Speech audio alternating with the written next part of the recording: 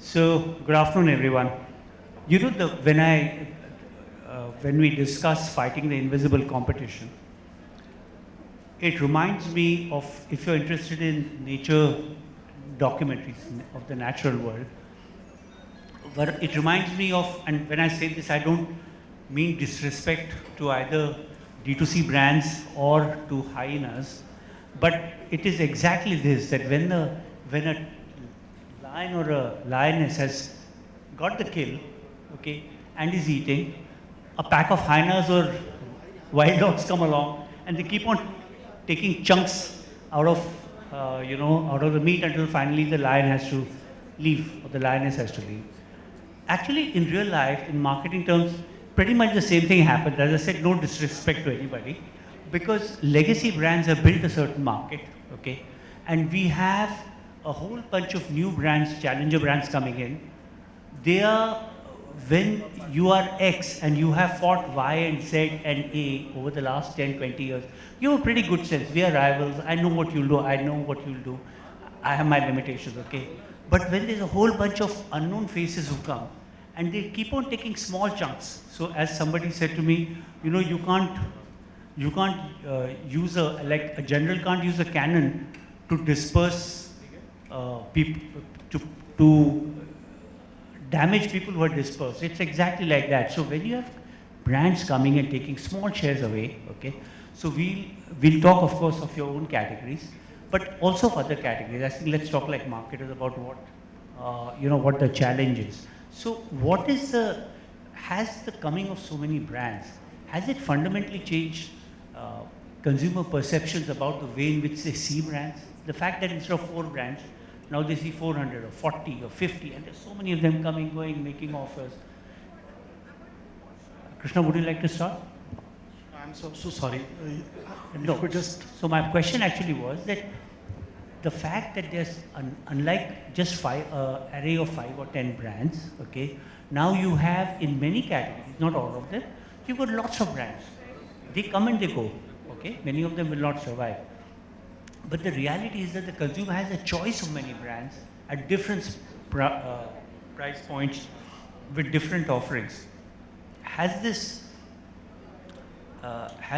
abundance of options, has it changed consumer viewpoints about brands in some way, do you think? Yeah. Very good evening to you all. So Shrikant, I think so we've seen over the last few decades, India as an economy, the way it's been shaping up. So I'll just go back maybe a couple of decades or so. So if you were to look at a trademark, so it was relatively far more easier for us to get a trademark, okay? Now, if you want to launch a new brand, so getting a trademark itself is extremely challenging, which indicates the influx of new launches or new businesses coming and making inroads. So I think it's been on ever increasing trend for the past few decades, and as we progress, I think this will continue, and there will always be opportunities to come up with innovative ideas, breakthrough innovations, and carve niches for self. And the platforms or the channels could be many, and we have seen that evolve over a period of time. So typically, talking about a brand like Parle, so is a very, very conventional brand, with a conventional distribution channel, wherein, the business started very, very small, as probably each of the businesses when they actually sort of begin. And we went on to sort of develop a conventional distribution channel, typically a manufacturing facility, from there to your CNF transfers, and then from the CNF to your distributor to a retailer, and then to an end consumer. And that model seems to be extremely robust. But having said that, is that the only option for a business? Probably not. And we have seen that option evolve over the decades. So last couple of years, we have seen the evolution of modern retail. So modern retail, so there are brands which are exclusively available only in modern retail. Yeah. All right. And from there on, so last, say, let's say almost 10 years, we've seen the advent of speed in terms of the connectivity. So we started with the watt speeds and 2G, 3G, and 2016 we saw the advent of 4G, and things changed.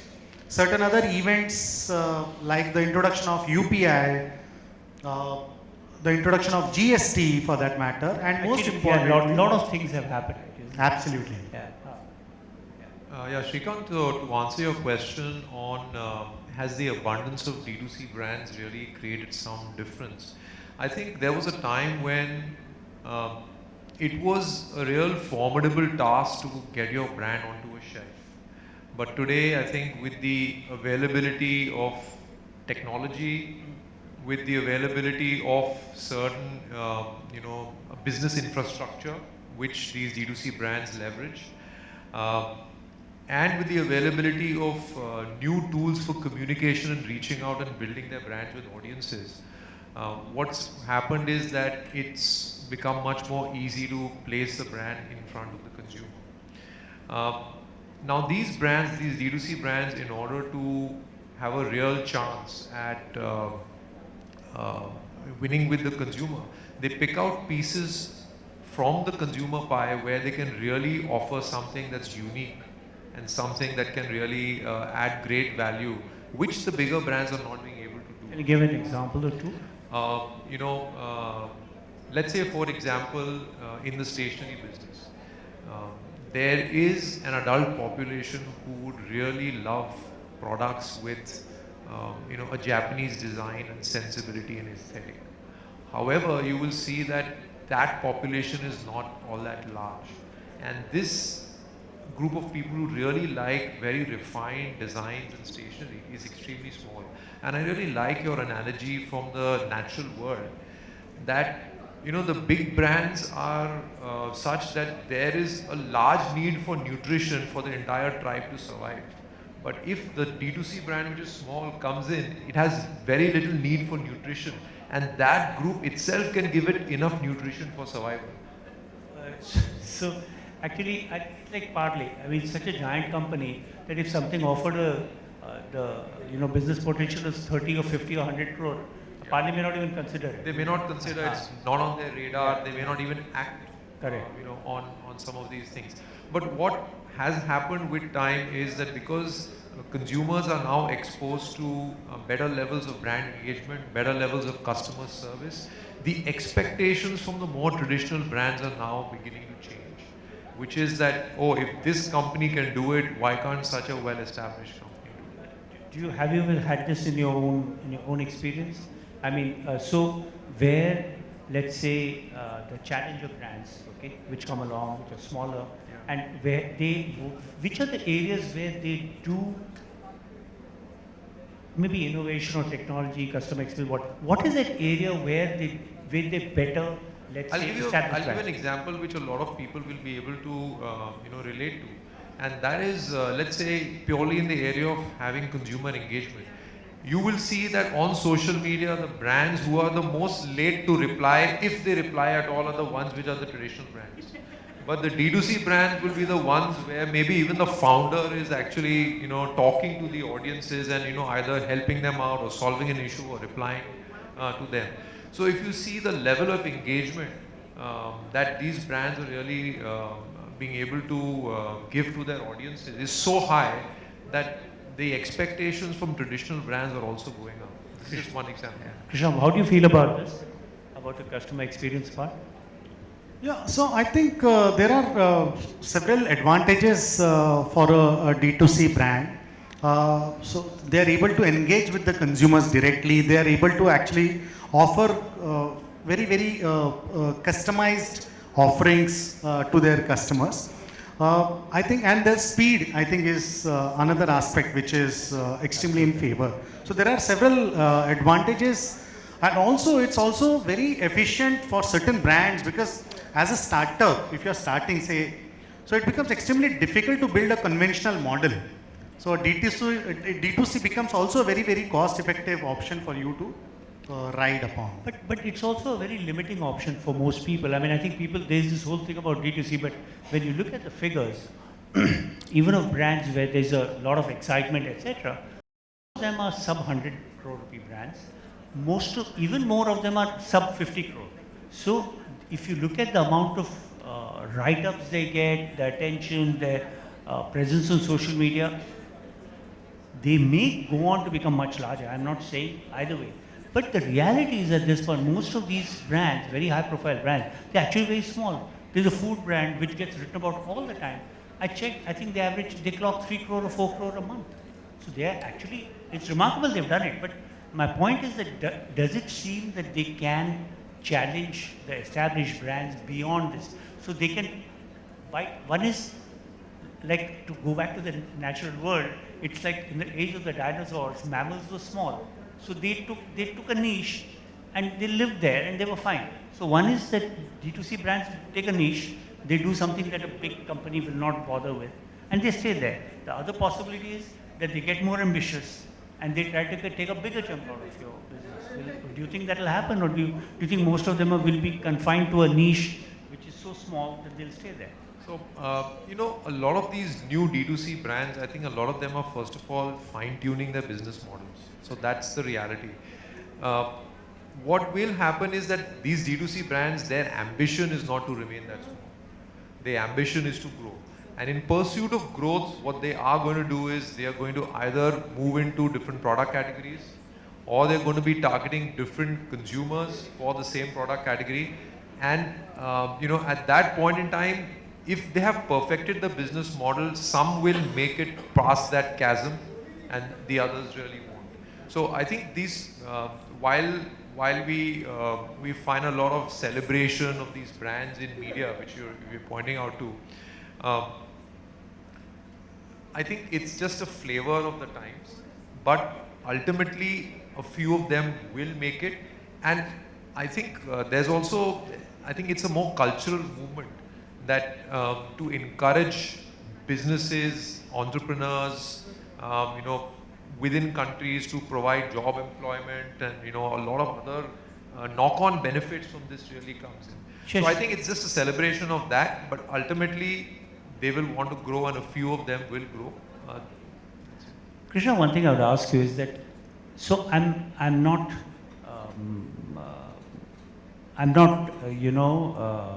knocking the achievements of D2C brands. I'm just saying that, and by the way, I have a complaint generally, not just about D2C brands. I think people celebrate too quickly. I think people celebrate achievement far too quickly, and I think they should, it's okay, you have a little party, be happy for a day, but get on to it the next day and don't squander your advantage. But does it seem to you that when D2C brands challenge legacy brands, just now, they are doing it from the safety of online, okay, as it were. As one, at a conference here, just in Bombay, I think some months back, there's a gentleman from a dry fruit brand called Happilo, which is doing very well. But he said, growing online is very easy. Because he said, if you have the money, he said, I'm from one of the premier engineering and management colleges. When I talked to the category manager at Amazon, he's from the same college or similar thing. You just strike a deal and you scale up. But he said, when you try to go offline, he said the whole thing changes because each retailer is an entrepreneur. He wants to know why he should stock your brand. So my question, he says suddenly everything slows down, it's very tough. So my question to you, Krishna, is that because your company has such unbelievable distribution, when these companies, these brands which have D2C brands which have grown, especially online, so as it were, they have got the safety of digital and you can't really do very much about it. I mean, established brands can't do very much. They'll take a niche, right? Will they be able to carry on that momentum once they come offline? But because to gain size, they have to come offline. Yes. Except in a few categories like electronics, maybe. Absolutely. I think the previous question that you asked, Rishi, was, so I have a slightly different opinion. So there are certain categories which have really grown big and they'll continue to grow big as we progress. So probably banking as a sector, I would say, or travel or insurance for that matter. I think more and more people are getting inclined and buying it online. So I think it is quite convenient from a consumer's perspective. So there are large businesses which are being built D2C. Yes, but at the same time, on the contrary, you're right. There are several brands and which are really small, and they tend to celebrate too quickly. And to cite the example of Happy-Lo, so, and there are many others actually which have sort of like taken the route, and like I said, it's relatively an easier route to onboard online and to be available and to partner. Maybe the Chinese phone actually sort of partnered with one e-commerce player and said that I am going to be available only certain million phones, and there will be a flash sale, and that's about it. And they kept doing that, and they were really low cost phones till the time they realized that this is really working out well, and over a period of time they removed the exclusivity of partnering only one e-commerce, went on to others, and eventually felt the need to be offline. So yes, as a starting point, I think it's very good to be there online and build your basis, and from there on you learn the tricks of trades. Like you said, you go to a retailer and the organized chains and the kind of ask they will have will be very different. The kind of demands that they'll be making in terms of investments, etc., the kind of offers that they'll be seeking would be extremely different. So that's a different ball game altogether. But yes, there are players which are learning fast and improving. You know, if you were to look at marketing from a point of the 4 Ps, okay, if you look at each of them, which particular element is the one where the D2C, the challenger brands or the invisible competition, because of which they make the most strides? Is it because of the product? Is it because of the place, which is digital, of course, you know? And where do they get the advantage? How do they find the grip, the traction to be able to grow? Is it mainly, do you think, because of the place? Is it because of the kind of products they come up with? What? I think clearly it's place. Like I said, it's a distribution channel. So you opted to be online predominantly because there is a lot of convenience, and it suits only certain set of categories. Suppose if somebody wanted to do a D2C in an FMCG, particularly like the categories. But within FMCG, in personal care, I think D2C brands have done well. Because I think young customers are also much more experimentative, you know, so Correct. they keep on trying. Yeah. Absolutely. And I think there's an element of, there was this, I think there's this brand, American car brand called Chevrolet, and many years back, there was this classic campaign because they discovered that the children did not want to buy the brand, that their dad had bought. So I think the campaign said something to the effect, but if somebody knows better, please correct me, not your father Chevrolet. So I think it's the same thing. So I think some people, in some cases, young consumers try out new brands simply because they've never seen them before. So I was interrupting to say, because you were saying mostly about services, right? Like BFSI, travel. So my point is, but even in personal care, I think foods and beverages, I think people have not gained enough traction, I think. There are a lot of little brands. Sorry, you're saying something. No, I think your question was which of the 4 Ps are the most relevant for D2C brands, where innovation has really... Which they have used the most effectively. Which they've used. So yeah. I would say, depending on the value proposition or the gap that exists in the market, different D2C brands have, you know, I think leveraged different parts of that marketing mix. There'll be some for whom a existing gap in what the market needs has been the driver for coming out with more innovative products. For some, it may be just the way pricing has worked, you know, to improve access. For some, it could be that I can't provide the brick and mortar distribution that big brands really do. For me, being online is perhaps the only way that I would be able to do it, or being maybe through quick commerce would be the way to do it. And I think it's very category dependent, but each of them would pick out one of these levers depending on where they find the most value could be added, whether it's going to be in reaching customers, or whether it could be access at a price point, or whether it could be the value proposition of the customer, they will pick that up and over innovate or try and stretch that beyond what existing brands are really doing. Okay. Is there anything you would like to add, Krishna, to that? Yeah. So to your point, particularly as far as FMCG is concerned, so any corporate house would not really have brands leading in each of the categories. So one might have presence, say for example, Parle might have presence across biscuits. Within biscuits, you have sub-segments, and then you have salty snacks, you have confectionery, you have breakfast cereals, etc. Correct. But if I start a D2C platform, so the consumers probably might pick up a few of my biscuits. But as far as snacks is concerned, they might want a certain other brand. And that is where also, and I need a ticket size, a minimum ticket size, because I want to make the delivery quite viable. Because otherwise, and if you are a low cost category, so where your products are barely 10, 20 rupees MRP, so how much would a consumer buy? And hence those are the challenges. But yes, personal care, where the ticket size is better and bigger, and where you have a product innovation, there is every possibility that the consumers might lap it up. If you look at it from the D2C brands point of view, because I have moderated some panels with startups as well, one of the things they most complain about, I mean, they say it's the most challenging thing, is to build consumer trust. I mean, when you look at when you're a traditional brand, you take it, or a brand which has built over 10, 20 years, you take that pretty matter-of-factly. I mean, I've been around 10 years, 20 years, of course people trust me. Of course you work hard for it, I'm not denying that. Now, in a category where there are a lot of online competitors, they all have this issue, depending on the category, of varying degrees of problems with regard to consumer trust. Okay, an established player which is being, let's say, which is defending itself against an array of 10 or 20 brands or 30 brands, whatever, unknown brands basically, but all taking 0.5%, some little bits away. Is there something on the brand side that they can do to defend themselves? Because that is their weakness. Their weakness is that they are not, and other thing is that for many of them, people will buy it once but not the second time, or twice but not the third time.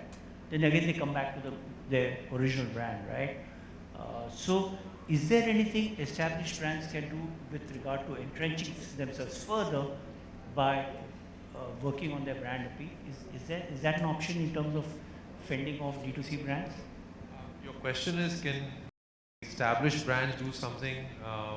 Their own brand appeal, yeah. Because the challenger brands always are weak on that front. So I would say, let's first talk about the challenger brands.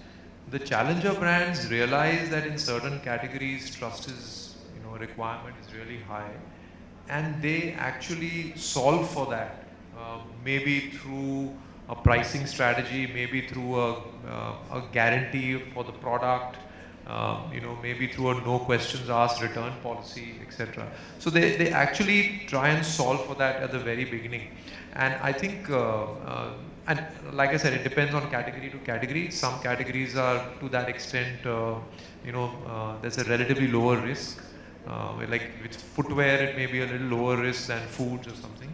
But I think these people are already solving for these problems. They're already solving for trust. So I don't really see that they are at any kind of a disadvantage.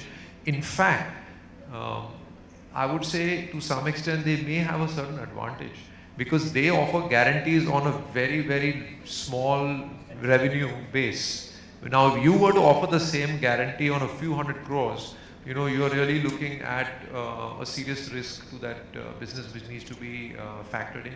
So I would say there is, heads I win, tails I don't lose much for D2C brands, which doesn't work. In fact, that's the reason that the D2C brands are able to promise so much more to consumers and are able to use that as a brand building lever for themselves. And it's precisely because the established ones can't do that they're almost frozen in their tracks. That's true. Actually, that's well put. We are kind of out of time. I can't see anybody. Would anybody have any questions with regard to? Yes, sir. Shwetal, I can make. Could you have a mic, please? Or if you could just, yeah, we can hear you.